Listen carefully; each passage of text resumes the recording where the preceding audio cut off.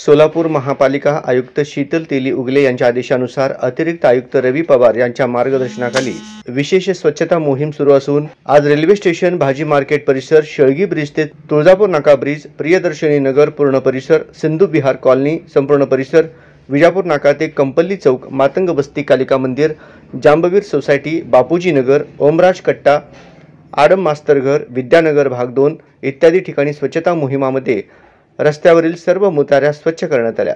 तसेच डिवायडर, रस्त्याच्या कडेची सर्व अनावश्यक साहित्य, कचरा, प्लास्टिक उचलण्यात आले।